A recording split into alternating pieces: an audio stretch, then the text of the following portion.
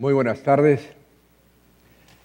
señorita Luciana León, congresista de la República, don Herbert Tassano, presidente del Consejo Directivo de Indecopi, don Gonzalo Quijandría, presidente del Comité Organizador del CADE Universitario, señor alcalde del Consejo Provincial de Miraflores, don Jorge Muñoz, señores expositores, jóvenes estudiantes, damas y caballeros, señor comandante general o director general de la Escuela Naval del Perú. Quiero en primer lugar agradecer a IPAE por la invitación que me ha cursado para intervenir en este importante evento estudiantil. Y también expresar mi complacencia de estar en la Escuela Naval del Perú y haber podido visitar la cripta que guarda los restos de ese ilustre marino, el hombre peruano del milenio, que es un ejemplo, sobre todo para las generaciones que están presentes aquí. Estoy ante un auditorio que con toda seguridad va a tener la responsabilidad de conducir los destinos del Perú. Estamos frente a los estudiantes más calificados de las universidades del Perú y que por esa alta responsabilidad que estoy seguro van a asumir y que ya la tienen por sus obligaciones como estudiantes, estamos también nosotros en la obligación de poder dialogar con ellos para tratar asuntos tan importantes como el que me toca a mí y que está referido a la institucionalidad y al cumplimiento y predictibilidad del sistema jurídico en nuestro país. Se dice con frecuencia no solamente en los ambientes académicos, sino en los medios de comunicación social, que vivimos o pretendemos vivir en un Estado constitucional, democrático y social de derecho. Pero nos hemos puesto nosotros a pensar qué es lo que significa el Estado constitucional, democrático y social de derecho. Obviamente implica la existencia de una Constitución, y la tenemos, y hemos tenido muchas. Creo que el Perú es uno de los países que más constituciones a lo largo de su historia o vida republicana ha tenido, cerca de 20 constituciones. Hoy tenemos la Constitución de 1993 y es una Constitución que, a la par que la Constitución del 79, ha tenido el gran acierto de empezar, no como lo hacían las anteriores constituciones, por establecer la parte orgánica del Estado, es decir, hablar de cómo se organiza el Estado peruano, sino por algo que es fundamental, empezar por los derechos fundamentales, es decir, por la persona y los derechos fundamentales. Esto es muy importante destacar porque es la persona, su dignidad y todos los derechos fundamentales, la razón de ser y existir de un Estado. De tal manera que el Estado, como organización política y social, tiene que dirigir toda su preocupación y todo su funcionamiento y sus instituciones al cumplimiento de esos fines, garantizar o preservar los derechos fundamentales de la persona. Y creo que nuestras constituciones, las dos últimas, han tenido ese acierto, de empezar por la persona. Pero no es suficiente que exista una constitución y que contenga normas o disposiciones, principios que apunten a garantizar los derechos fundamentales, sino que además es necesario que existan principios, normas, derechos que estén bien expresados e instituciones que garanticen la plena vigencia de esos derechos. De lo contrario, esos derechos, esos principios serían simples declaraciones. Hay que tener en cuenta que las constituciones, en cierta forma, son utopías que debemos convertir en realidades, debemos concretizar a través de las instituciones. Y son precisamente las instituciones, no solamente los tribunales, sino también las instituciones del derecho procesal, por ejemplo, en este caso el derecho procesal constitucional, que permiten concretizar las normas constitucionales. Es decir, convertir en realidad aquello que está expresado en principios, en un nivel muy elevado de abstracción, en realidades, en que esos derechos fundamentales se cumplan, se observen y no se violen. Por lo tanto, estas instituciones, como por ejemplo el Tribunal Constitucional, los tribunales del fuero ordinario y todos los que tienen que ver con el cumplimiento del ordenamiento jurídico funcionen adecuadamente. Y para esto, estas instituciones también necesitan herramientas, como son las normas procesales. Felizmente el Perú tiene una norma procesal muy adelantada. El Perú fue el primer país en el mundo que promulgó el Código Procesal Constitucional. Tenemos esa gran virtud. Pero además se necesita de magistrados, de personas que estén convencidas de cumplir a cabalidad sus funciones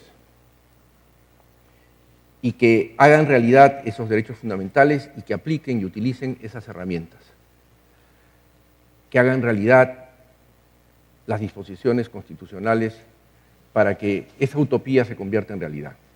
Si constatamos de que existe una Constitución, que existen las instituciones que funcionan, que se aplican y que tienen plena vigencia los derechos fundamentales, podríamos decir de manera categórica que vivimos bajo la forma de un Estado constitucional, democrático y social de derecho. Este es un interrogante que ustedes tienen que plantearse y que nos tenemos que plantear siempre para ver si las instituciones de la democracia funcionan en nuestro país.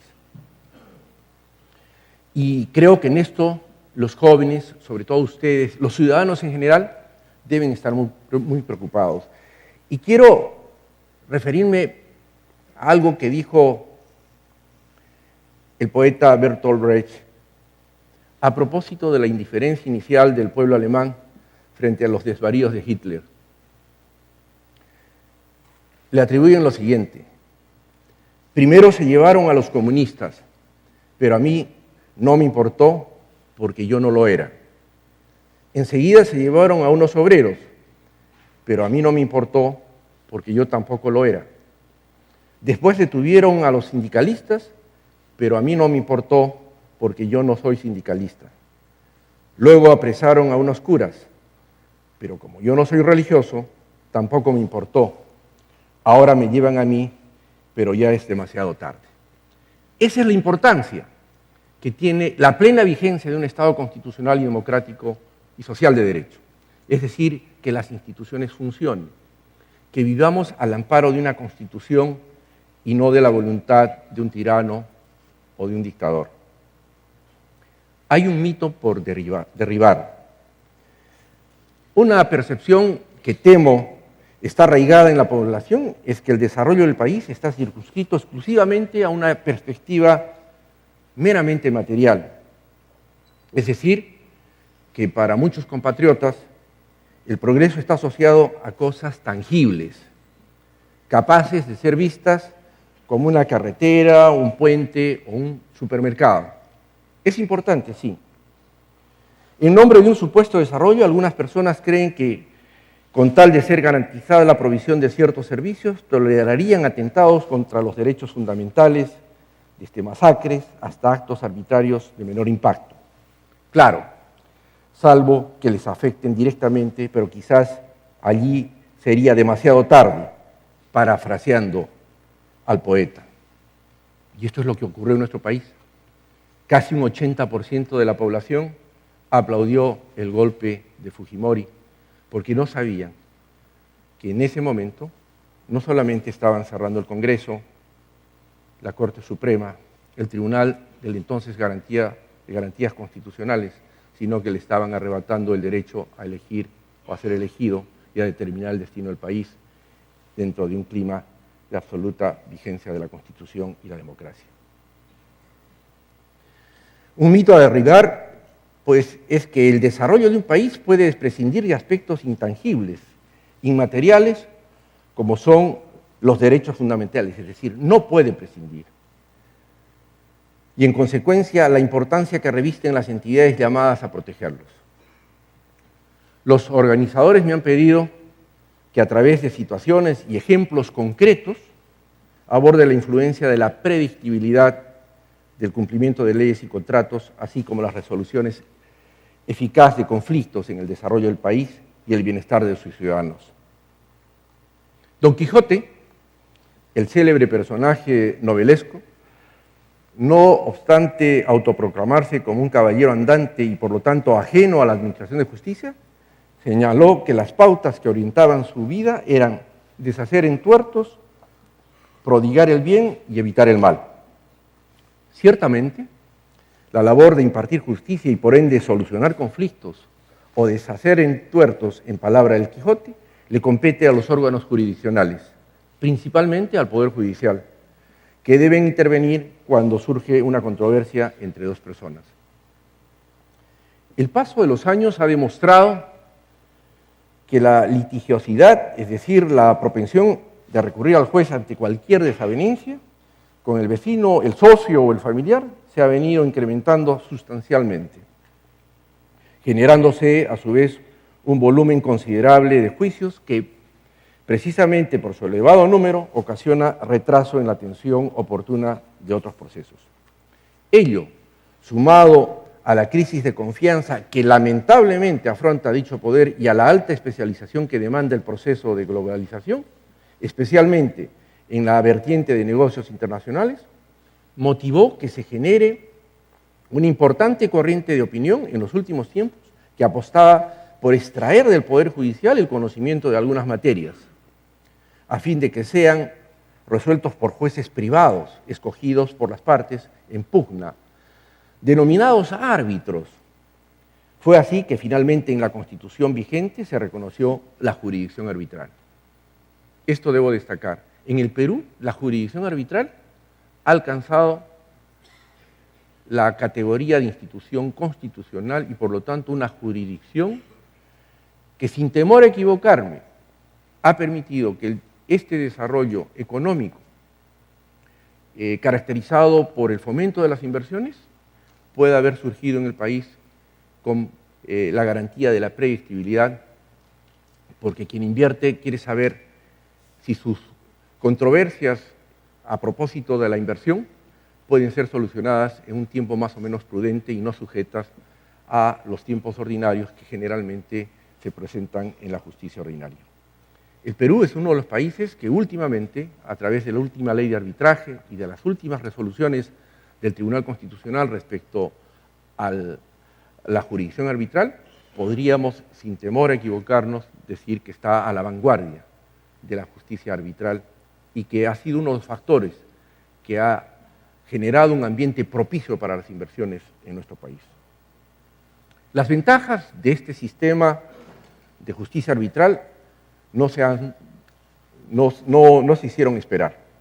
Las disputas comerciales resueltas en plazos aceptables y bajo parámetros de calidad determinaron que otros agentes económicos, nacionales o extranjeros, tomaran la decisión de invertir en el país, generando empleo y pagando tributos en la medida que tenían la tranquilidad de que si se producía alguna controversia, ésta se resolvería oportunamente. Sin embargo, hubo aquellos que al estar disconformes con el veredicto arbitral, plantearon demandas de amparo para que los jueces anulen dichos veredictos, llamados laudos, argumentando que se habría vulnerado algún derecho fundamental con el cual la controversia no se zanjaba aún, con la consiguiente incertidumbre que ello implica, pues en sede judicial se podía desconocer lo resuelto en la vía arbitral. De ahí que no extraña que se multiplicaran los casos en que indebidamente se interpusieron acciones de amparo contra laudos arbitrales, impidiendo que estos se cumplan. Al ser conscientes de que esta situación debía terminar, el Tribunal Constitucional expidió una sentencia en la que se hizo prevalecer la plena constitucionalidad del arbitraje, restringiendo al máximo la posibilidad de que un laudo arbitral pueda ser revisado por un órgano judicial, y lo hizo con el carácter de precedente vinculante, lo que significa que todos los jueces del país están obligados a resolver conforme lo hizo el Tribunal Constitucional. Nadie niega que los jueces sean los llamados a solucionar los conflictos, pero tampoco se debe negar que los árbitros pueden resolver controversias cuando ello está permitido por la ley. Otro tema importante es el que voy a abordar ahora, es el de la lealtad a la Constitución, no a las mayorías. Homero cuenta en la Odisea que Ulises, el protagonista de la obra, se ataba a sí mismo al mástil de su nave para protegerse de su propia irracionalidad.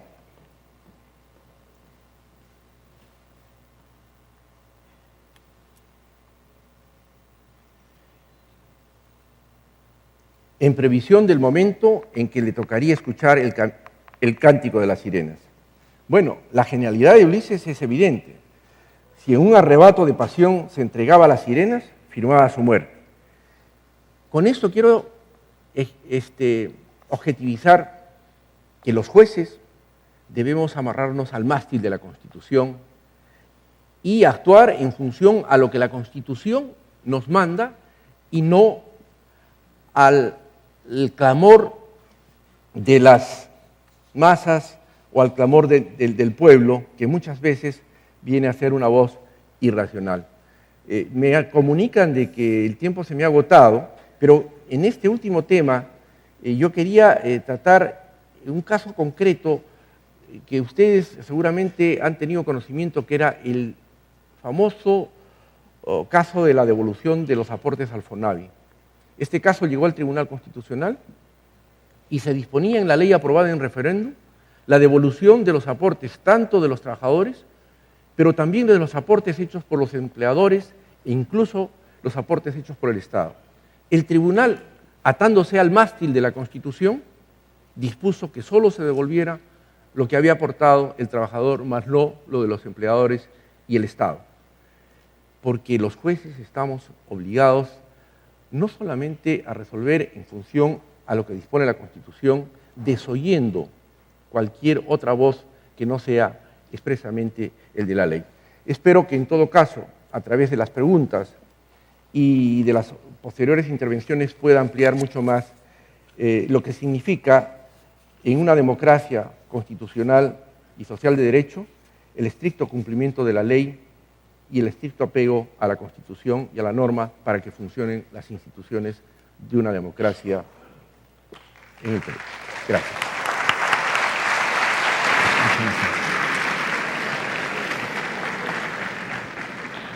Bueno, muchas gracias, doctor Óscar Urbiola. Damos paso a la congresista Luciana León. Luciana, desde donde prefieras.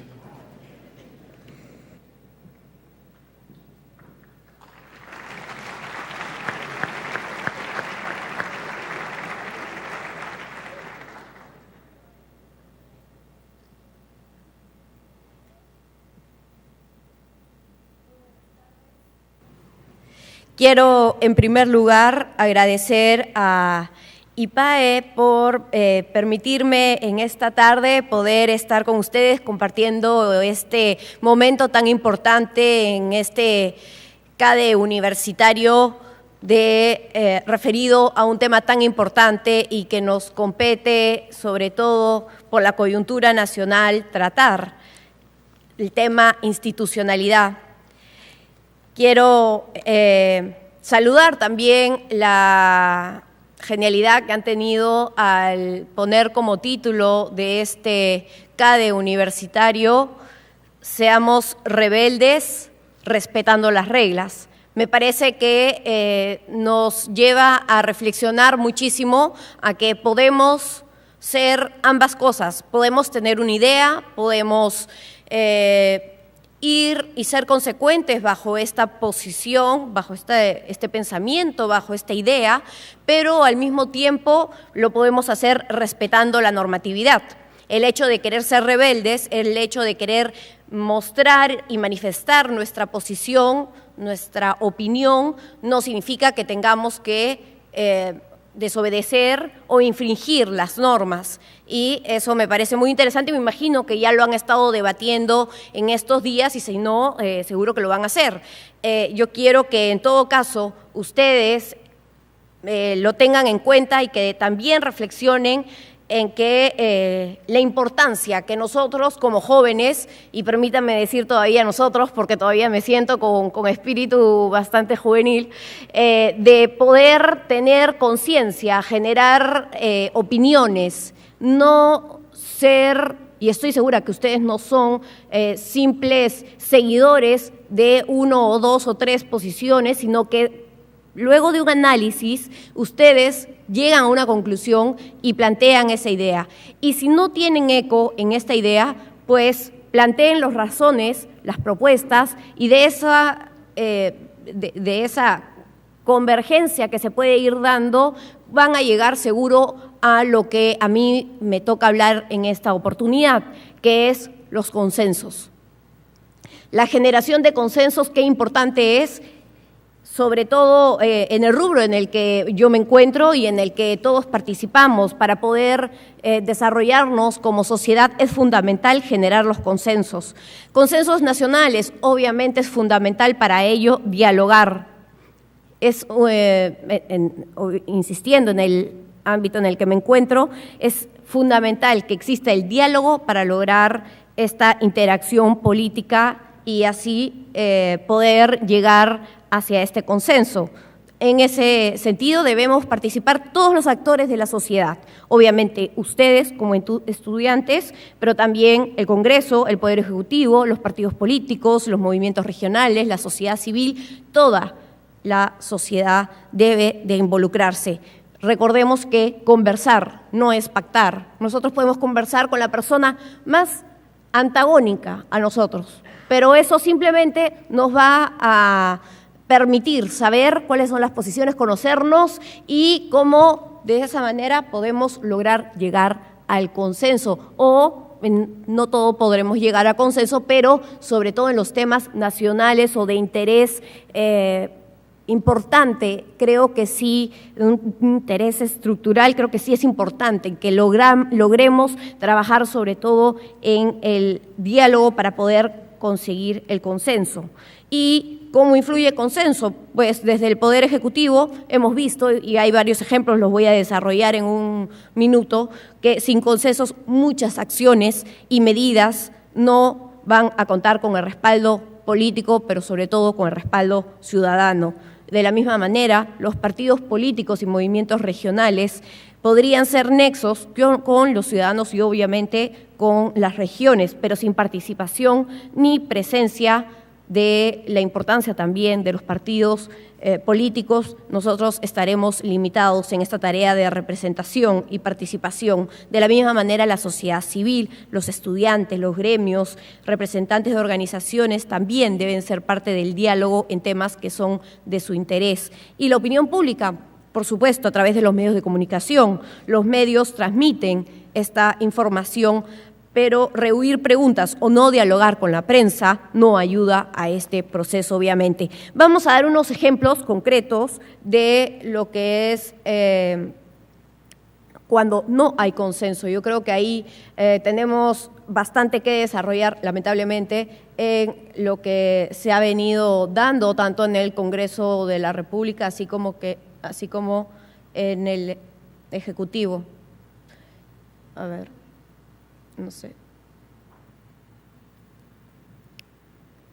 Ahí estamos. La ley universitaria, ¿no? Es un ejemplo clarísimo donde no hay consenso y ustedes estarán de acuerdo y seguro que nos hemos encontrado con muchos de ustedes en la marcha que hicieron por iniciativa de los mismos universitarios, y ahí quiero felicitarlos por haber querido participar y hacerse escuchar y llegar al Congreso de la República a decir, un ratito, no me impongan una norma, queremos nosotros también ser escuchados, porque luego de esa marcha es que se hace el quiebre.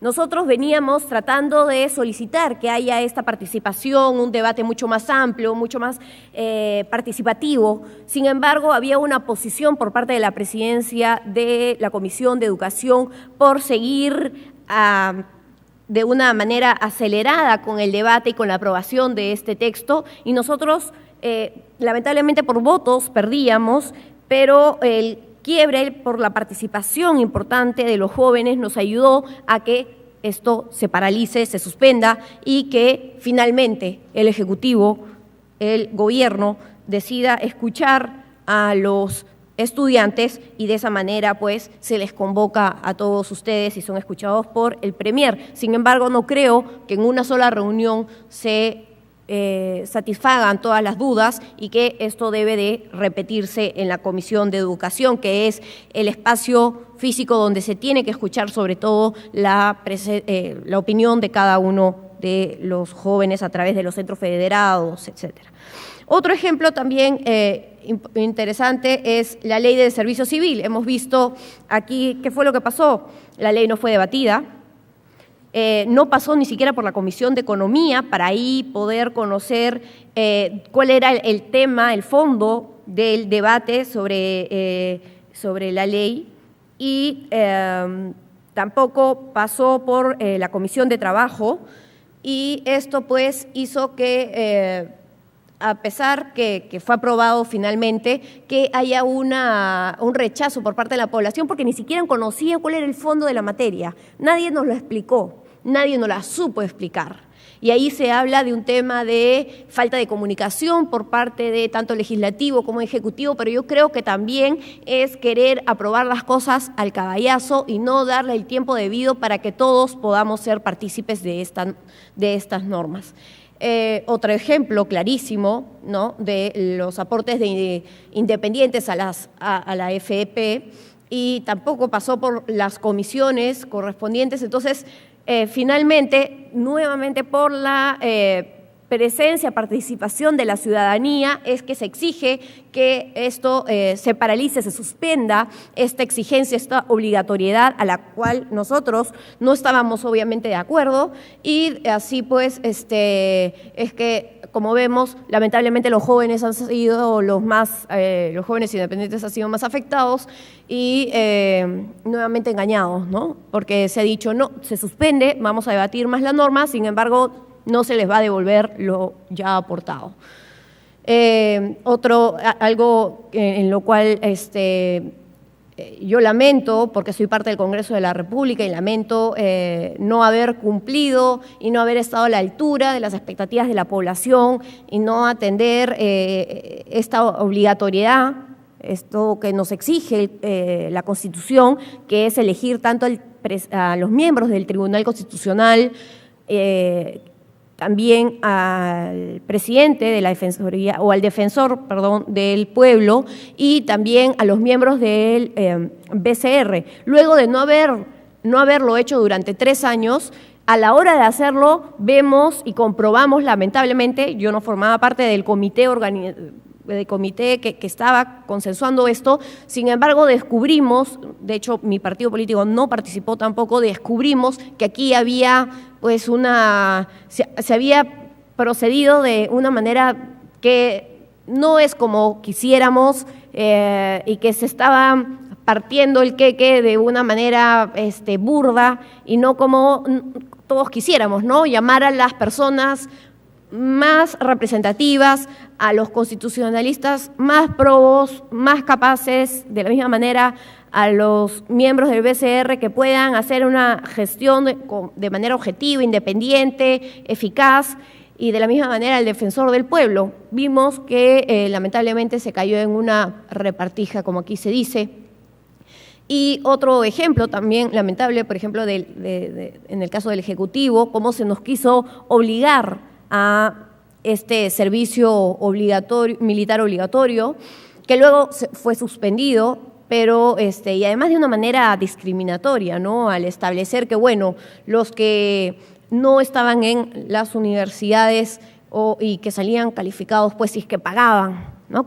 Si es que pagaban, o sea, si el que tenía billete se salía de esto. Entonces, ese tipo de cosas y no hacerlo participativo, que no sea convocante con los jóvenes, eso nosotros lo rechazamos plenamente y creemos que son ejemplos de no a seguir, sobre todo en el caso que hoy día nos han convocado, donde vemos que no hay consensos. Ahora, no en todo vamos a tener consenso, por supuesto, pero en los temas tan importantes, nacionales, que creemos que sí es importante, que no haya, puede ser unanimidad, ¿no? No todos vamos a estar de acuerdo, ¿no? Los 650 estudiantes aquí presentes, estoy seguro que no están de acuerdo en todo, de manera uniforme, ¿no? Pero al menos que gane ampliamente la mayoría luego de un gran debate. Eso es lo más importante, creo, de algunos ejemplos a tratar. Otro ejemplo también triste, si agua o minería, cuando creemos que debió ser agua y minería y explicarse mejor las cosas y que se respetase, como bien se ha dicho aquí, la institucionalidad. Estos creo que son algunos ejemplos que son bastante interesantes, lamentables, pero interesantes para ilustrarnos en los malos ejemplos en el caso en que no se trabaja bajo consensos y sobre todo lo que vemos es que se desprestigia cada una de las instituciones. Nosotros como políticos en esa repartija nos hemos desprestigiado y yo pedí públicas disculpas por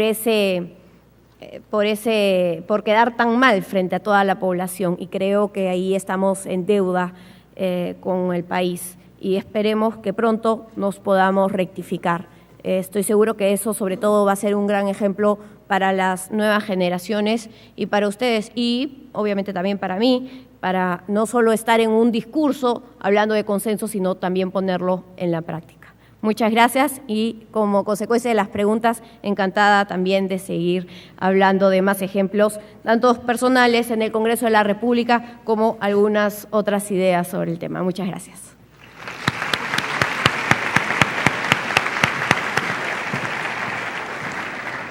Muchas gracias, congresista León. Bueno, antes de pasar a las siguientes dos preguntas, yo quisiera hacer una pregunta a cada uno de los panelistas.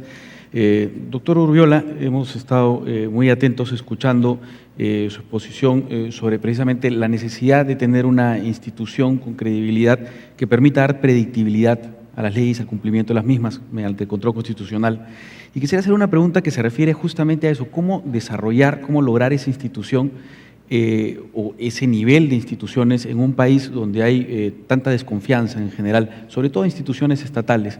En el caso concreto del Tribunal Constitucional, desde su nacimiento ha habido muchas discusiones respecto a quién genera el control constitucional de las normas.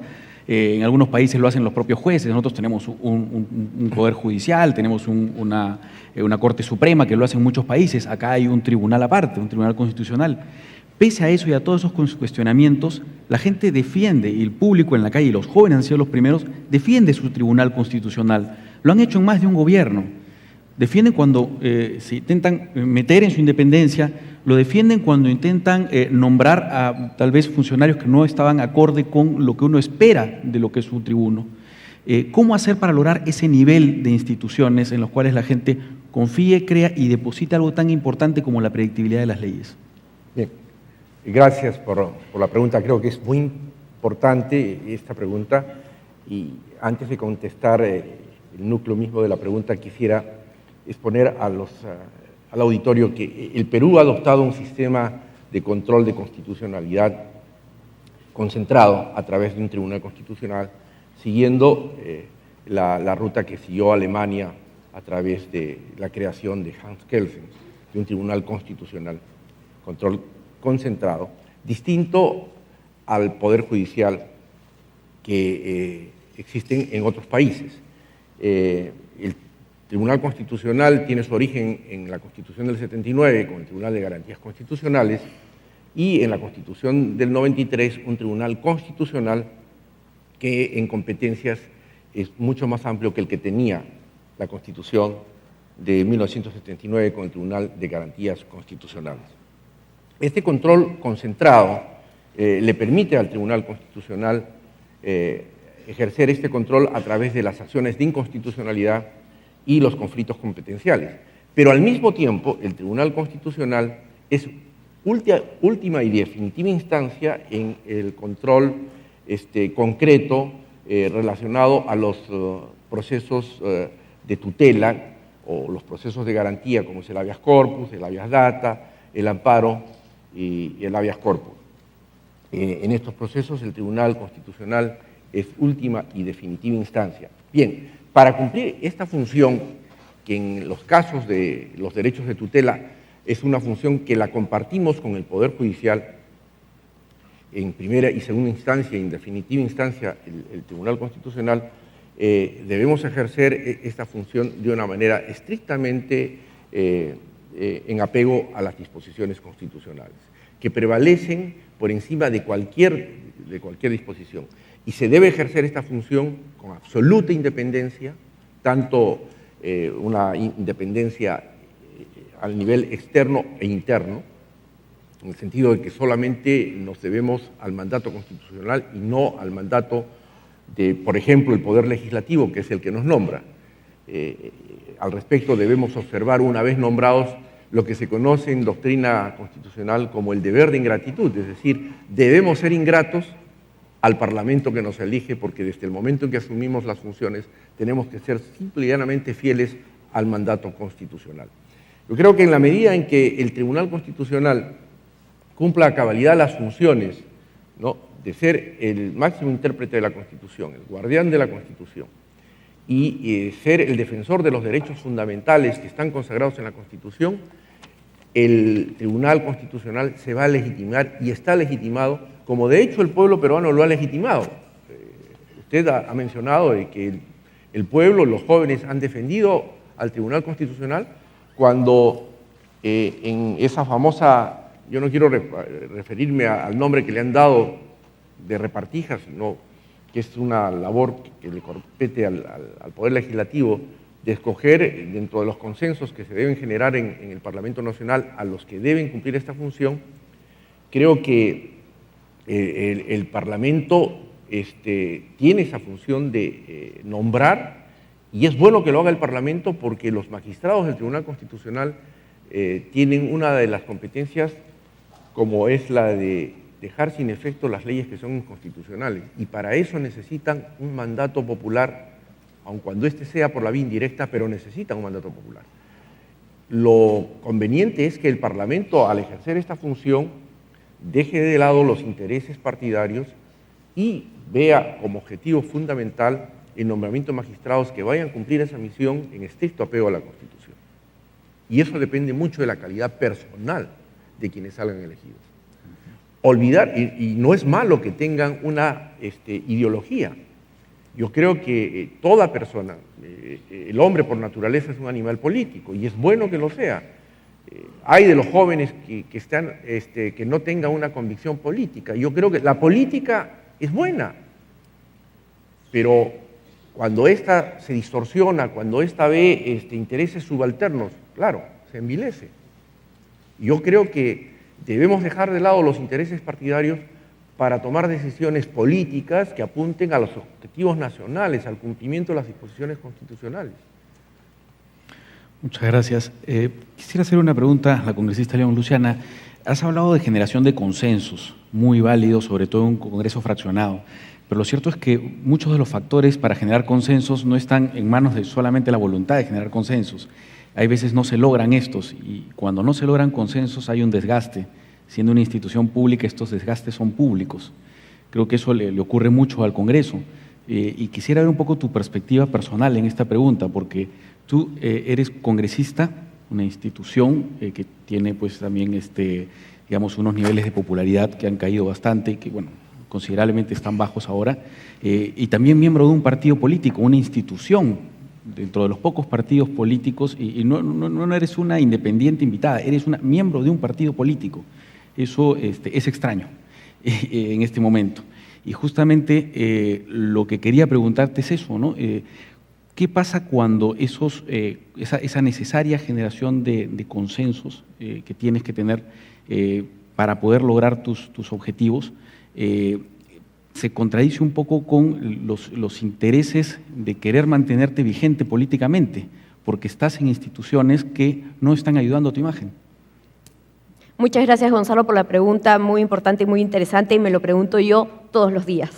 Y cuando me acuesto, muchas veces me quedo con la pregunta sin la respuesta. Y muchas veces también frustrada, como muchos de los jóvenes que están aquí presentes y que no creen en la política. Pues yo le digo hoy día en esta oportunidad, y porque estoy convencida de ello, a pesar que veamos y encontremos muchas diferencias y sinsabores y frustraciones e intereses personales, partidarios, que prevalecen muchas veces de los intereses nacionales, pues que igual no desfallecer y que insistamos en esta vocación, que al menos es la que a mí me llamó y me obliga a estar en el Congreso y estar en la política. Yo no podría ver todo lo que sucede y aislarme, mantenerme independiente, ajeno de espaldas a lo que sucede, sabiendo que yo puedo participar y ser parte del cambio. Y eso es lo que le digo a todos ustedes, jóvenes. Si ustedes tienen ideas y si es que en algún momento han dejado que otros tomen decisiones por ustedes, pues no permitan que eso siga sucediendo. Ustedes son los mejores, ustedes son los más talentosos de sus universidades y tienen la obligación de ser el ejemplo y llevar la batuta y generar estos cambios si es que así los desean. No es fácil, nos vamos a encontrar con muchas piedras, díganmelo a mí, me he encontrado con rocas inmensas dentro del camino y es más, les confieso que he tenido que ser rebelde dentro de mi partido. En mi partido, efectivamente, con 90 años de historia, un partido o el partido más antiguo, con mayor historia y trayectoria. Sin embargo, he tenido que ser rebelde para ser escuchada, porque si no, iban a seguir los clásicos congresistas o las clásicas autoridades que veíamos ahí y no nos iban a dejar participar a las nuevas generaciones. Y yo quería abrirme un espacio como joven, porque yo tenía idea, porque tenía formación y sobre todo tenía vocación. Sabía qué era lo que quería. Y yo tenía que generarme el espacio. Y le digo que día a día, a pesar de ser congresista, me lo tengo que seguir generando, porque es dentro de los partidos políticos la lucha interna es muy fuerte. Pero para eso pues está el trabajo. Muchas trabas, pero persistir con tus ideales. Y eso es lo que yo les quiero dejar esta tarde como gran inquietud. Una ley, por ejemplo, que logró gran consenso, y eso sí, consenso hizo, mira, puede ser que dentro de mi partido tenía muchas diferencias, pero generé el consenso con los partidos políticos distintos al mío.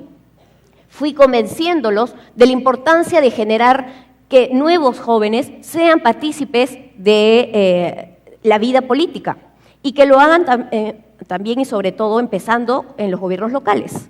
Entonces es ahí que se presentó esta ley, la ley del concejal joven, del regidor joven, para que sea obligatorio incorporar dentro de las listas a jóvenes menores de 18 o mayores de 18 años y menores de 21 y que de esa manera menores de 29, y el porcentaje era que tenía que ser 20% como mínimo de la cantidad de jóvenes entre 18 y 29 años que estén incorporados dentro de la lista, para de esa manera obligar un poco a lo que debería hacerse solo. Los partidos solos deben de ir renovándose y ellos mismos ir convocando nuevas generaciones, pero muchas veces no lo hacen. Entonces establecimos esta obligatoriedad que fue aprobada por unanimidad, con el rechazo al principio y los discursos muy negativos y que no tenían fe en esta renovación, pero así y con el convencimiento logramos un consenso y aprobarlo por unanimidad.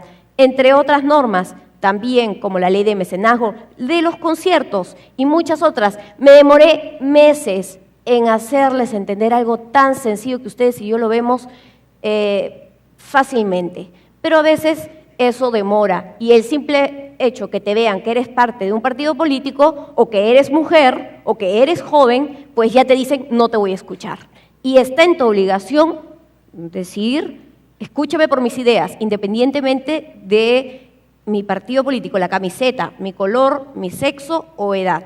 Escúcheme porque tengo ideas y quiero que estas se hagan valer. Entonces, todo eso está en nuestras manos y eso también es su responsabilidad saliendo de este CADE universitario.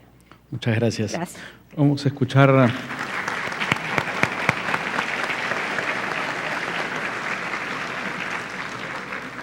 escuchar las palabras del alcalde de Miraflores, doctor Jorge Muñoz, donde gustes, ahí, donde prefieras.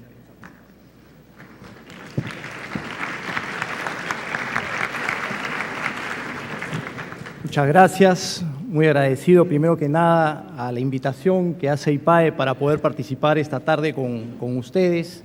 Un saludo especial a los miembros de la mesa, un saludo a los organizadores en general y a los cadeístas. Yo me ponía a pensar cuando venía para poder conversar con ustedes qué cosa es lo que hace la institucionalidad. Y la verdad que a veces no es sencillo encontrar una respuesta para poderlas conceptualizar.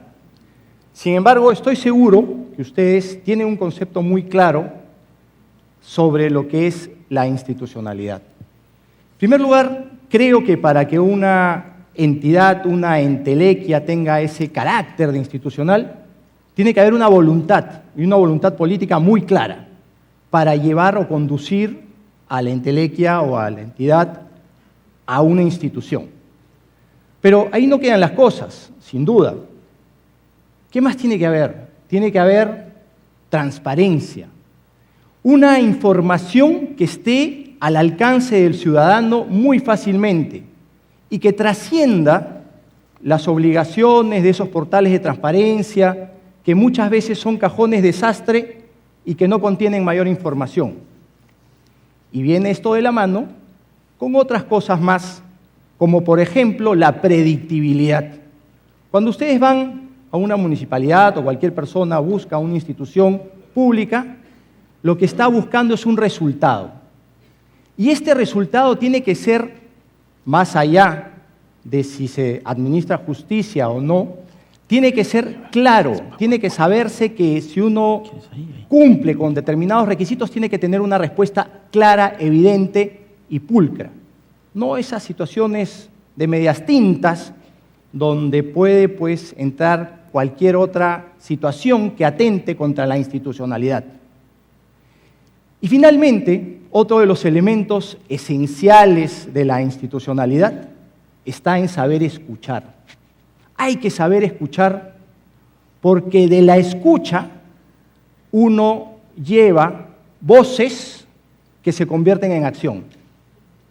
Y esas voces que se convierten en acción precisamente son las voces de los agentes de cambio, que son precisamente también ustedes que están acá esta tarde.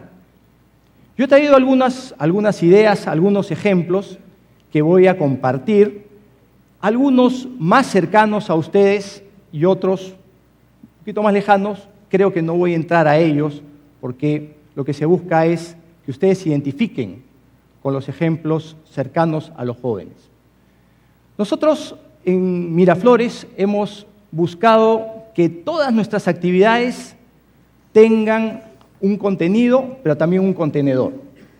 Y ese contenedor se debe expresar en situaciones claras que sean conocidas por los funcionarios y por el público en general o el ciudadano, que es finalmente a quien va dirigido el servicio de la ciudad de Miraflores. Y algunas de las ideas que son interesantes sobre cómo construir institucionalidad están referidas, por ejemplo, a una buena práctica que tenemos nosotros que se denomina Gobernando con el Vecino. Todos los días miércoles abrimos las puertas para escuchar a los vecinos y nos traen distintas situaciones, a veces anhelos, quejas, dudas, felicitaciones, preguntas, y todo se responde porque consideramos que hay que gobernar con los vecinos, y aquí son vecinos desde muy niños hasta muy mayores, pasando por los jóvenes. Otro de los temas que nosotros tenemos que es interesante es que, por ejemplo, hemos establecido un comité de gobierno electrónico y cada 15 días se ha institucionalizado, tiene que reunirse este comité de gobierno electrónico para buscar cada vez más satisfacciones para la gente y por la gente. Esto está institucionalizado, al igual que el Comité de Seguridad Ciudadana. Todos los viernes a las 8 de la mañana vemos los temas de seguridad ciudadana. Con relación a esto último, por ejemplo, con orgullo puedo decir que 125 viernes, desde que comenzó la gestión, nos hemos reunido para tomar decisiones, escuchando y tomando decisiones, haciendo cosas concretas.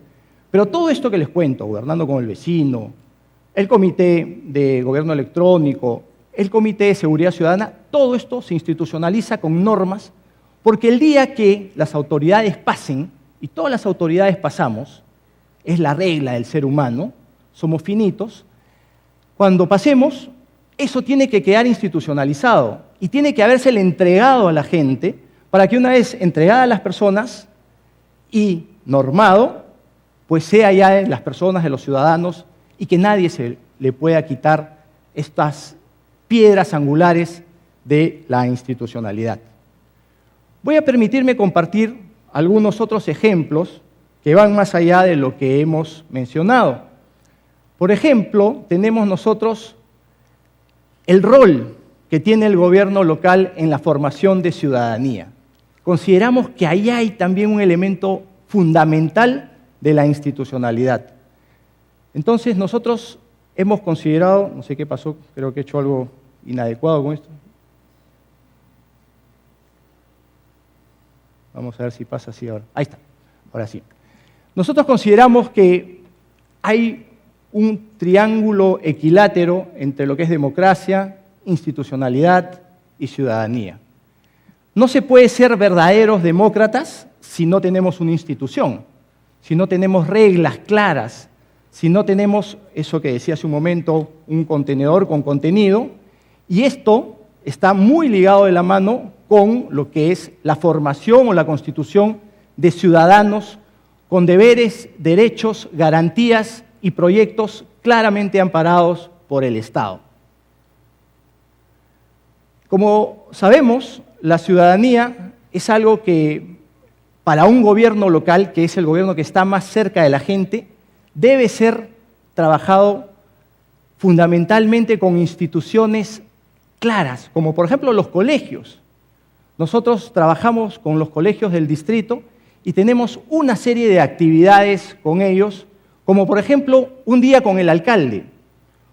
Una vez al mes hay un ciudadano o ciudadana escolar que me visita y todo el día me acompaña en diversas actividades que tenemos. Tengo una anécdota muy graciosa. Un día fuimos al Congreso con un chiquito que tenía 13 años, que venía de una institución pero que parecía muchísimo menor todavía, y este muchacho me acompañó a una sesión de consejo, llegamos al Congreso, teníamos otras actividades después, y salieron un grupo de congresistas, una lástima que no estaba la congresista Luciana León, y llegaron estas congresistas y me dijeron: alcalde, lo felicitamos, ha venido usted con su hijo. Y no era mi hijo, era un ciudadano miraflorino, un estudiante de 13 años, con quien estábamos trabajando temas de institucionalidad, y él se iba formando desde muy niño en esta situación. Pero no terminan ahí las cosas, por ejemplo, con el tema de los colegios. Yo voy y visito colegios en el distrito, y nos hemos propuesto que una vez al mes no solamente recibamos, sino que visitemos colegios para llevar mensajes de ciudadanía. Eso nos va a ayudar muchísimo en temas de institucionalidad. Ahora, esta formación de la ciudadanía la tenemos fundamentalmente dividida en dos aspectos. Trabajamos con los niños y las niñas y con los jóvenes adolescentes. Con las niñas y niños hasta los 11 años y con los jóvenes adolescentes hasta los 17. Y tenemos algunos programas, como pueden ustedes ver ahí, que están listados.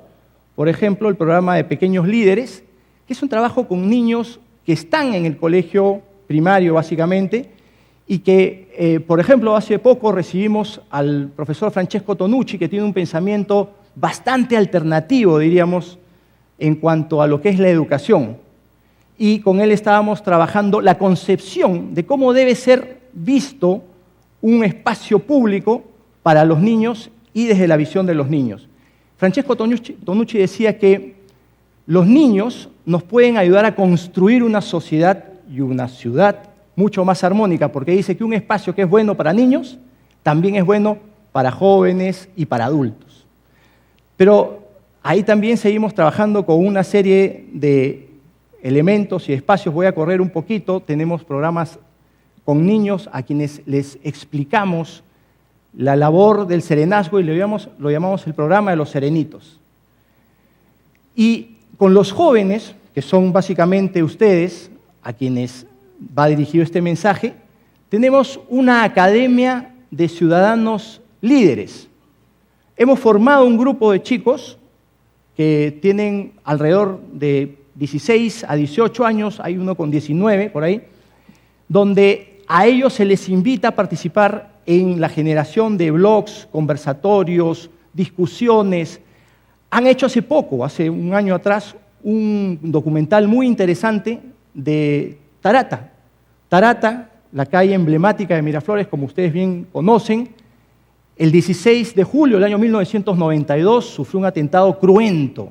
400 kilos de dinamita Masanfo, 25 personas muertas, 300 familias del entorno afectadas, en fin, una serie de cosas negativas para la sociedad.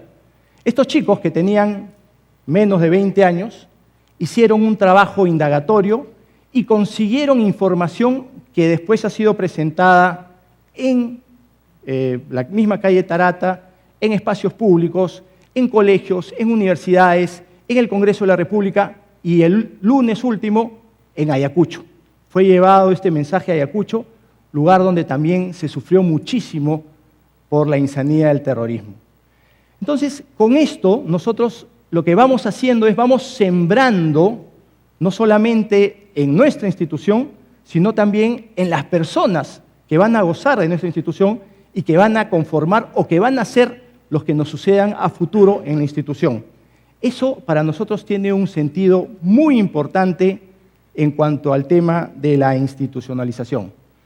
Aquí tenemos algunas muestras muy rápidas, porque el tiempo nos va ganando, de lo que se hace con los pequeños líderes, que ya les he comentado el trabajo que ellos realizan, y el programa de Serenito también, que es a estos chicos que los vestimos como serenos, les vamos dando una serie de información, los hemos llevado a Palacio de Gobierno, tienen ellos charlas donde se les transmite valores, el amor a nuestra patria, a los símbolos patrios, la transmisión de conceptos tan simples como la puntualidad, por ejemplo, y cosas por el estilo, que a veces están alejadas de nuestro país. Y eso, en vez de ayudarnos a que seamos una nación debidamente institucionalizada, nos hace estar un poco desinstitucionalizados. Rápidamente les muestro una foto. Aquí estoy con el Consejo de Niñas y Niños, y así como me reúno con ellos para escucharlos, también lo tenemos con los adolescentes, que son personas que están muy cercanas a ustedes. La Academia de Ciudadanos Líderes, que ya les he contado cómo funciona, lo que les decía hace poco de esta actividad que ha sido presentada en Ayacucho. Si ven el recuadro de la derecha, esto es en un colegio Nuestra Señora de Fátima. Día lunes, presentación de un grupo de 7 de los 22 que hicieron el documental, presentando esto y discutiendo sobre situaciones que no habían vivido, sobre situaciones del país que les eran ajenas, que las habían vivido sus padres, sus abuelos o personas mayores, y que ellos indagaron y llegaron a una conclusión y generaron un mensaje absolutamente apolítico, pero con un contenido de cultura de paz y búsqueda de tener una sociedad más justa, más fraterna, más reconciliada, finalmente más peruana. Estas son las cosas que nosotros trabajamos y que creo que nos van trayendo resultados muy positivos, y podríamos seguir conversando muchísimo más, pero hay un doble reto. Después del almuerzo no hay que cansarlos ni aburrirlos. Entonces, de esta manera les doy a ustedes las gracias por su participación en este evento.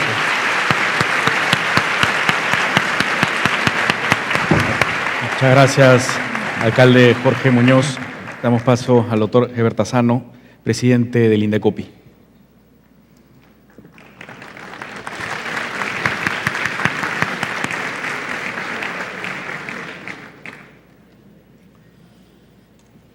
Muy buenas tardes con todos. En primer lugar, permítanme agradecer al IPAE por esta invitación y felicitarlos por poner a discusión un tema tan importante, un tema que debe ser tan importante hoy en día en el Perú, que es el tema de la institucionalidad, ¿no?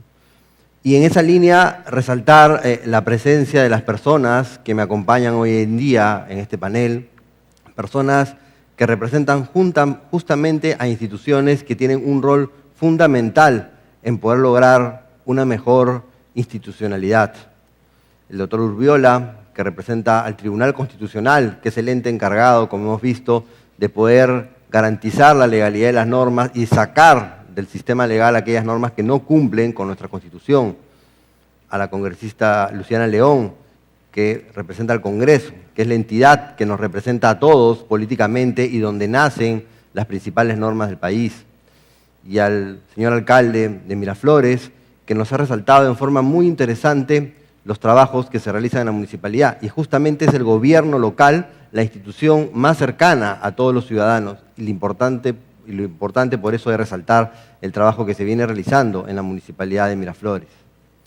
Y también saludar la presencia de todos ustedes y felicitarlos por el entusiasmo de estar aquí presentes, de poder venir a discutir los temas que hoy en día son un problema del país, a poder sacar conclusiones, a poder aportar. Y mi presencia en este panel, supongo yo, se debe a que represento a una institución con 20 años de vida en el país, que juega un rol fundamental en lo que es el proceso económico del país. Sin duda alguna, hace poco, recordando los 20 años del Indecopi, se señalaba de que probablemente el Indecopi había contribuido en forma decisiva a lo que es el desarrollo económico del país, haciendo respetar las instituciones. Y es que hoy en día se discute cuál es el alcance que vamos a tener en este desarrollo económico del país. Y leyendo hace poco el libro de Alberto Vergara, Ciudadanos sin República, justamente se señalaba un análisis muy interesante, el hecho de resaltar de que sin institucionalidad probablemente el desarrollo económico no iba a ser suficiente para el país, y en la urgente necesidad que hay de construir esta institucionalidad, que a lo largo de estos años, este crecimiento económico que hemos tenido, ha habido un divorcio entre lo que es el crecimiento económico y la institucionalidad, y que es un tema que debemos empezar a abordar, que debemos empezar a construir. Por eso, mi felicitación inicial a IPAE por plantear este tema, por poder plantear este punto de discusión. Y es que, como dicen varios autores, los procesos de desarrollo no se producen en el vacío, sino que tienen profundas raíces institucionales y culturales. Y eso es algo que no debemos de olvidar.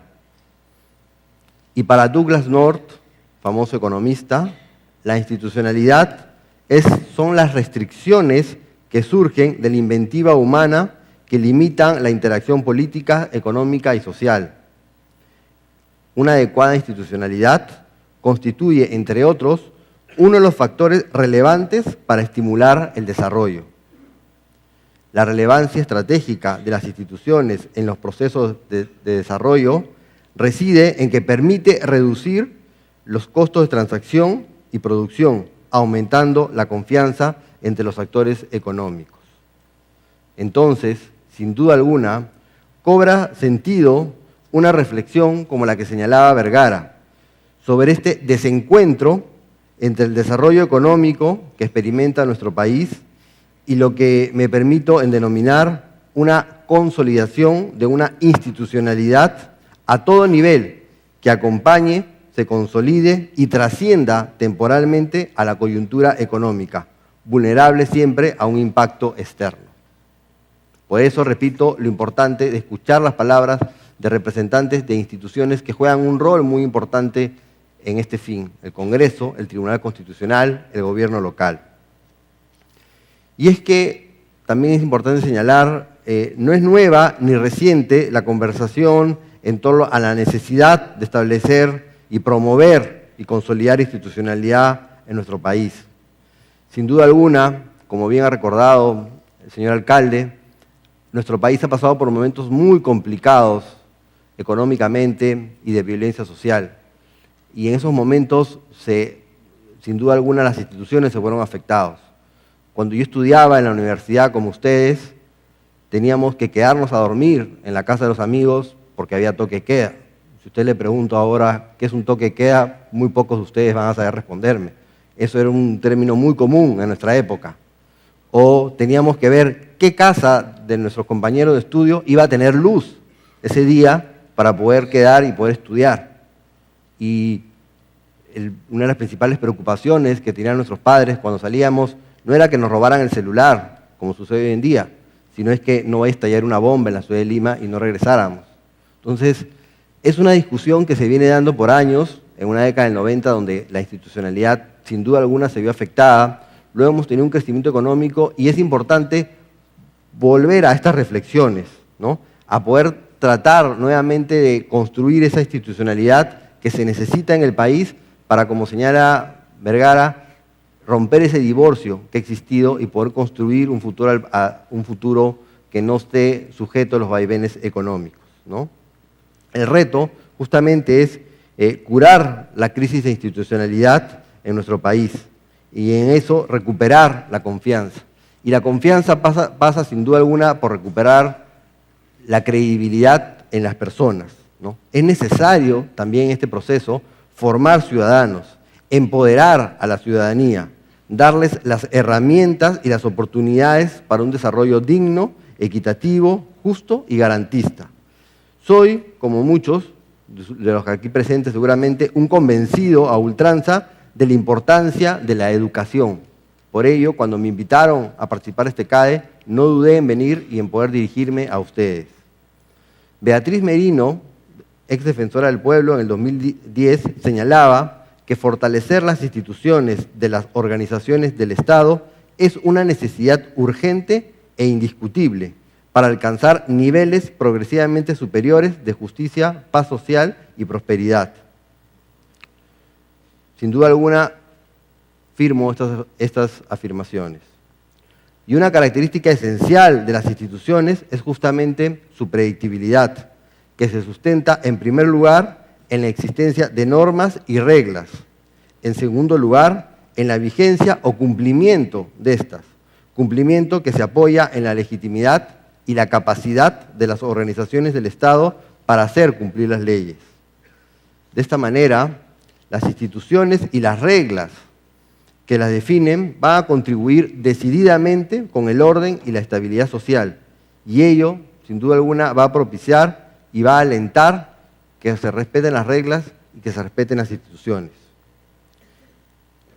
A estas alturas es inevitable poder referirme, sin duda alguna, a lo que es el Indecopi y a todas las funciones que abarca una institución como esta. Uno cuando comenta en el extranjero todo lo que hace el Indecopi, simplemente no lo pueden creer. Indecopi ve temas de competencia, de consumidor, de comercio exterior con el dumping, quiebras con concursal, el Sistema Nacional de la Calidad, barreras burocráticas, propiedad intelectual en sus tres vertientes, patentes, derecho de autor y marcas. No hay una sola institución en el mundo que abarque todas estas competencias bajo un solo techo. Y el Indecopi viene trabajando durante 20 años en estas labores y es una institución respetada, donde uno se siente orgulloso de pertenecer a ella, más aún de dirigirla. Todas las personas que han pasado por Indecopi van a hablar muy bien de la institución y van a sentirse orgullosos de haber trabajado. Y como dije, cuando se cumplió 20 años, en una frase que a muchos les ha gustado, para aquellas personas que pasan por una institución como el Indecopi se convierte como el primer amor, nunca se olvida. Y eso es parte de construir institucionalidad, es parte, como señalaba en los ejemplos del señor alcalde, desde los niños ir conociendo la municipalidad donde uno vive, queriéndola, respetándola.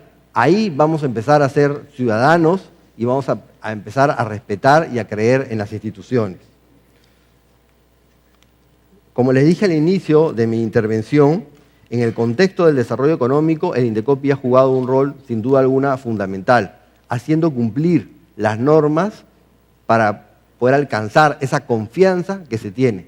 El Indecopi ha dado confianza tanto al sector privado como al sector público de que las reglas y el respeto de la libre economía se iban a cumplir y de esa manera han habido las inversiones que el país ha necesitado para salir adelante. Y ha velado, sin duda alguna, por el desarrollo de la competencia que nos ha llevado a la mano a un crecimiento económico.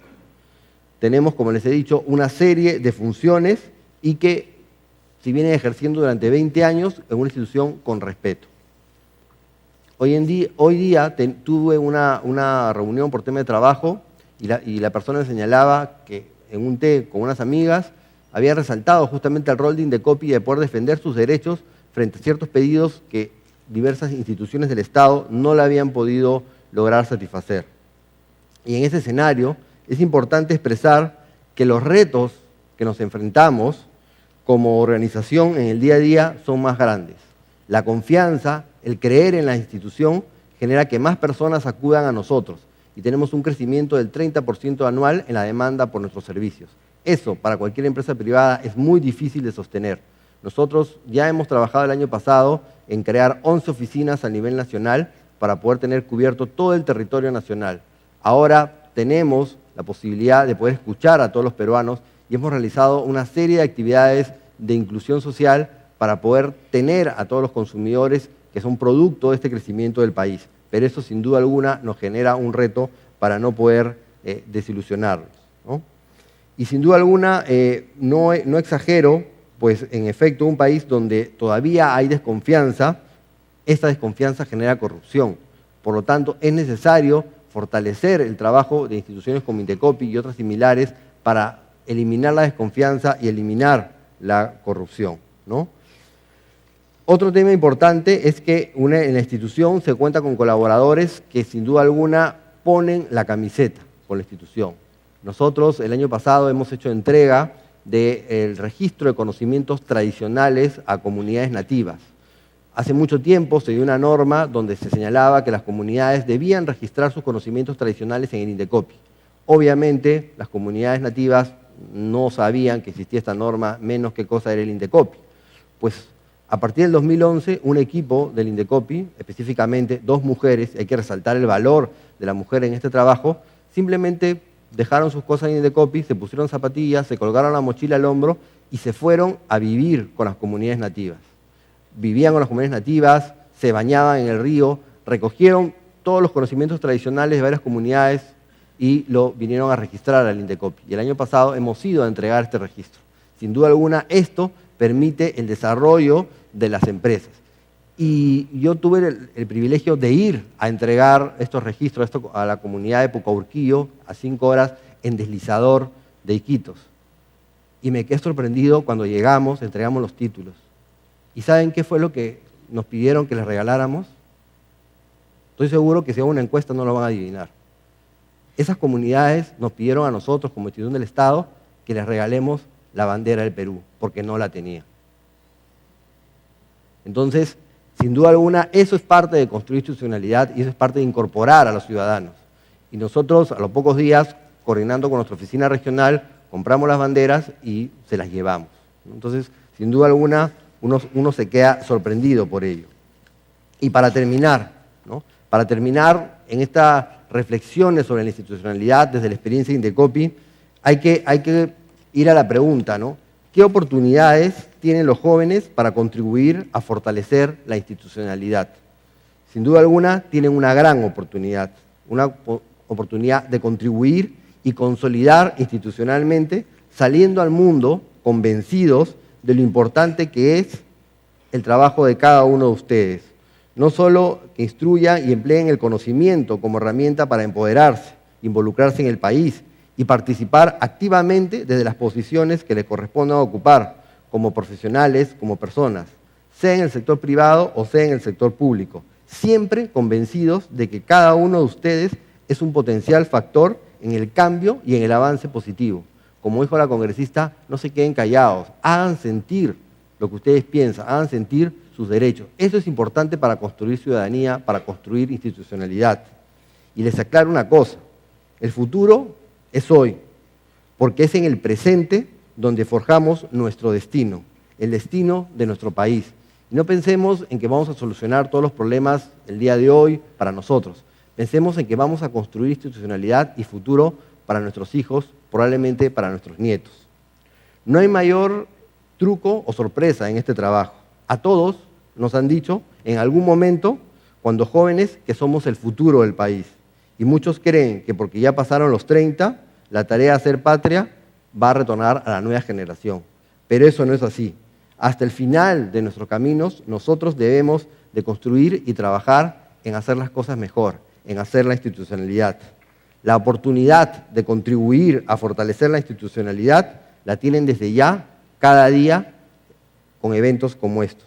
Como usuarios de los servicios estatales, como consumidores, como emprendedores, como servidores públicos, si se deciden apostar por la labor administrativa pública, que tiene muy buenas recompensas, como alumnos, como profesionales, como emprendedores, o simplemente como lo que somos todos, como ciudadanos, que son de nuestro país.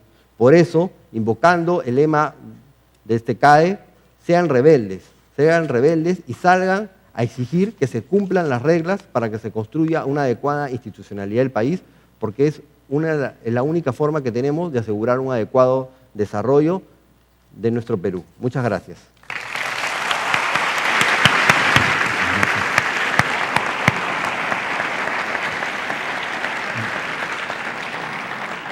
Bueno, tengo unas preguntas, alcalde Muñoz.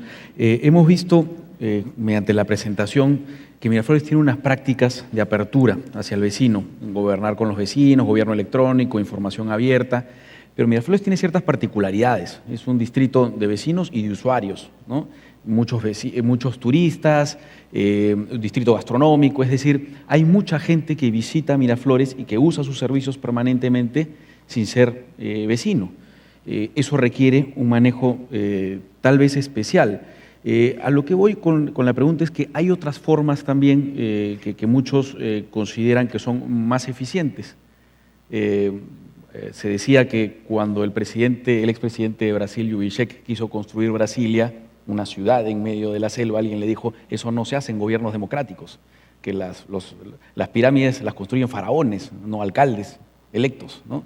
Es decir, hay la tendencia a pensar que estas prácticas de apertura quitan eficiencia, quitan posibilidad de hacer más cosas. ¿Qué opinión tiene al respecto? Muchas gracias, Gonzalo. Una pregunta muy simpática y además que genera una reflexión muy profunda, ¿no? Y para muchos gobernantes puede ser también el inicio de una tentación. Yo creo que cuando uno tiene muy claro lo que corresponde y cómo debe manejar una institución con una perspectiva democrática, tiene que escuchar, tiene que abrir y tiene que poder interactuar con la gente. Es cierto, eso va a generar muchísimo más demanda, más trabajo, más entrega a la institución, pero a la vez le genera algo que es muy importante, más legitimidad. Y la legitimidad permite esos grandes cambios y estas grandes transformaciones, estas grandes pirámides que se quieren construir. Por eso que creo que es bien importante el poder escuchar, obviamente siempre con un norte. Nosotros en esa línea también hemos abierto, y ya que estamos con los jóvenes, hemos abierto muchos canales de comunicación que son canales virtuales, utilizando las redes sociales. Déjame ponerte un ejemplo con relación a temas de seguridad ciudadana. Un día se nos ocurrió que habían algunas cosas que los jóvenes o las personas menores de 30 años podían aportar al distrito de Miraflores. Y creamos una cuenta de Twitter, una cuenta que es @Miraflores24H. Definitivamente esto nos ha podido llevar a una relación muy interesante con la juventud o con la gente que nos sigue a través de esta cuenta y que el costo fue 0 soles, pero que hubo un tema muy importante de voluntad política de poder crear un canal más de comunicación. Yo siempre creo que los canales de comunicación, cuando son bien utilizados, te generan legitimidad y te dan la base de lo que debe ser una verdadera democracia. No me voy a cansar de buscar canales de comunicación virtuales, como los que he puesto en el ejemplo, o los que he mencionado de Gobernando con el Vecino, o muchas veces situaciones como, por ejemplo, nuestros comités descentralizados que vamos llevando por los parques del distrito.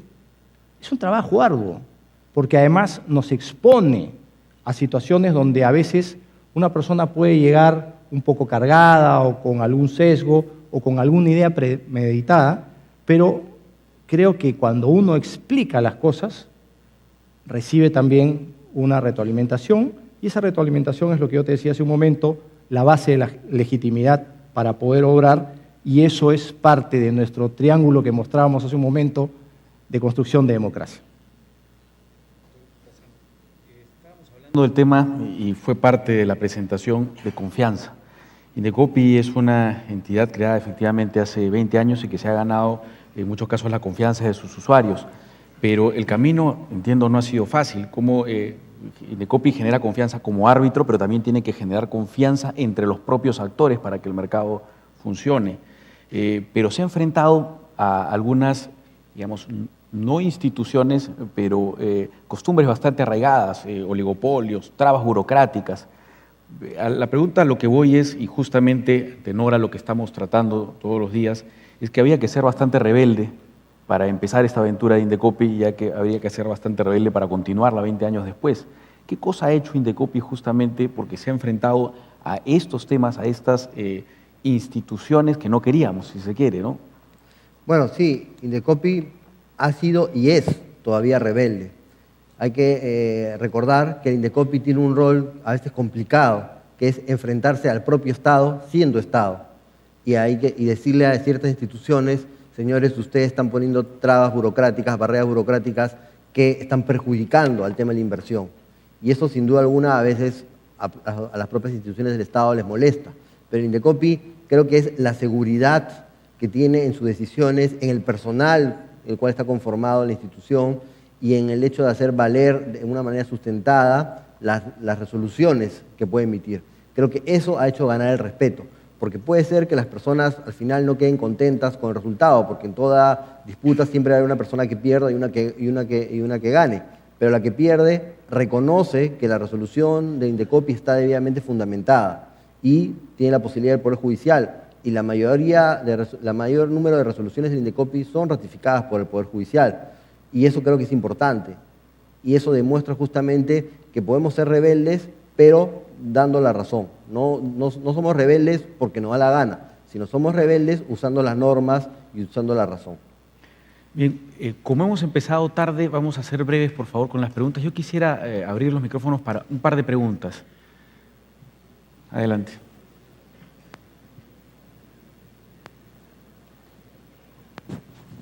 Sí, ya.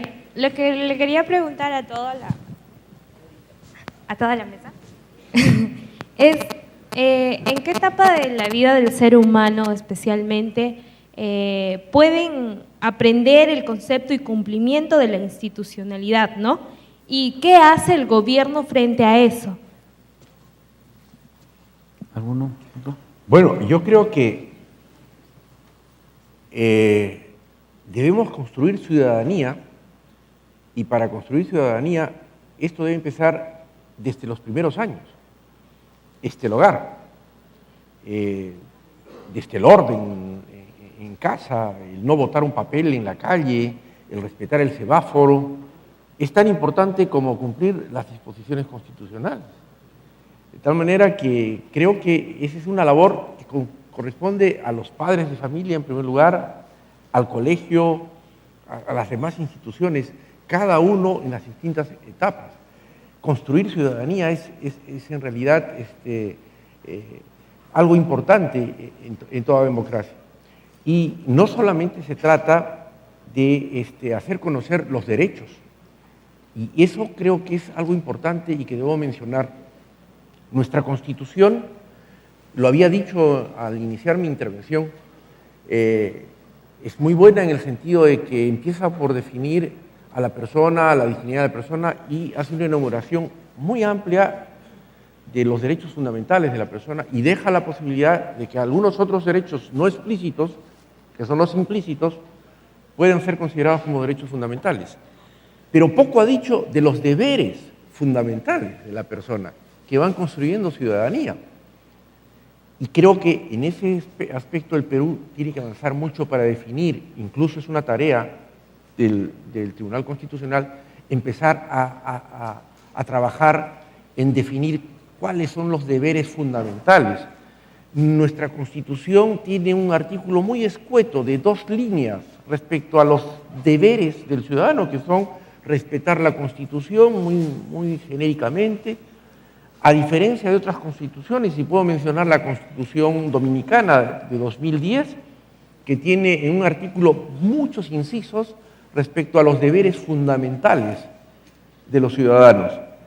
Ese es un aspecto que debemos nosotros los peruanos analizar y revisar para explicitar cuáles son los deberes que vienen a ser la contraparte o la otra cara de una misma moneda, los derechos y los deberes. Bien. Gracias, doctor. Una pregunta más por este lado, creo que ahí. Sí, ahí está. Ahí, perdón. Buenas tardes, soy de la Universidad Nacional del Callao y mi pregunta es para la congresista Luciana León, que tocó el tema sobre la generación de consensos.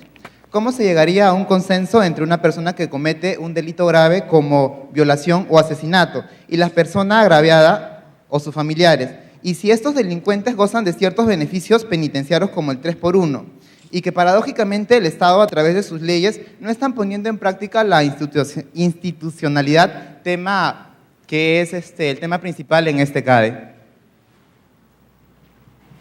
Gracias. Muchas gracias. ¿Cómo se puede llegar a un consenso entre una persona que ha cometido un delito, y un delito tan grave como el que has mencionado, y la familia afectada? Yo no creo que ahí se pueda llegar a un consenso, más que simplemente lograr que esa persona pues cumpla la sanción, obviamente la pena, en la cual obviamente en este tipo de delitos no hay beneficios penitenciarios al ser un delito grave. Y obviamente es un ejemplo pues muy drástico, en el cual no es difícil que se pueda pensar o hablar de consensos. Yo creo que a la hora que hoy en día hemos estado hablando de consensos, se refería a lograr consensos sobre todo dentro de las instituciones para que éstas no se desprestigien, para que éstas no pierdan representatividad. A la hora que nosotros legislamos de espaldas a la ciudadanía, estamos perdiendo legitimidad, como mencionaba el alcalde, estamos dejando de hacer nuestra labor de representación y obviamente estamos aislados del mundo y las demandas cotidianas. Entonces, es ahí donde es importante para el desarrollo del país poder conseguir consensos. Y yo he dado ejemplos donde no se ha logrado, donde no ha habido esta práctica, pero obviamente hay muchos ejemplos también que saludar, en donde sí se ha conseguido. Y por ejemplo, uno de ellos es la ley contra el crimen organizado. Ahí hemos hemos fijado reglas, procedimientos para poder lograr un juzgamiento de todos los delitos en crímenes organizados. Y esto no ha sido fácil. Sin embargo, ahí vimos como todos los partidos políticos nos quitamos nuestra bandera independiente o particular y dijimos todos vamos a legislar en función a este tema. Recuerdo también en el Congreso pasado que lo logramos respecto en temas de transporte terrestre, de seguridad vial, se crearon los juzgados de tránsito, se creó este sistema que existe hoy en día de los brevetes por puntos y decidimos que sea un pleno, una sesión plenaria donde solo se vean estos temas de transporte terrestre, sobre todo por la cantidad de accidentes y pérdidas de la vida que veíamos diariamente. Y en el mismo sentido, el Ejecutivo, tenemos un caso concreto donde hemos visto, donde se ha convocado por parte del Premier a cada uno de los partidos políticos para que presenten sus propuestas. Creo que esas son los mejores ejemplos para dar a conocer cómo sí se puede lograr consensos en las instituciones. Bien. Yo quisiera hacer una breve reflexión final y es que creo que es pertinente porque he escuchado ya 2 veces, tanto en la mañana como hoy, hacer referencias a los años 90 y la época en que vivíamos en una violencia interna bastante intensa, porque hoy día se cumplen 21 años desde la captura de Abimael Guzmán Reynoso. Tal vez haciendo números, 21 años sea la edad que tienen muchos de ustedes, si es que no es la edad promedio. Es decir, hago esta reflexión porque pertenezco a esa generación en la cual pensamos en algún momento que podíamos perder esa guerra, que el Perú podía verse sucumbido ante un régimen que lo que pretendía era terminar con las instituciones para implantar un pensamiento único, así se llamaba, pensamiento Gonzalo, el pensamiento de Abimael Guzmán. El Perú se levantó contra eso pudo darse la captura de Ismael Guzmán hace exactamente 21 años, es algo que tenemos que tener siempre presentes, pero han pasado 21 años y todavía no hemos construido las instituciones que nos permitan decir que ya no va a haber otra idea insana de esas circulando por nuestro país. Y de hecho, todavía hay rebotes y continúan en muchas partes del país, en muchas de sus universidades. Entonces, hay una tarea pendiente que tiene 21 años, hay una tarea que no hizo mi generación y una tarea que les toca a ustedes, que es la generación de esas instituciones que nos permitan vivir en paz. Quiero agradecer a nuestros panelistas, a todos ellos, con un fuerte aplauso.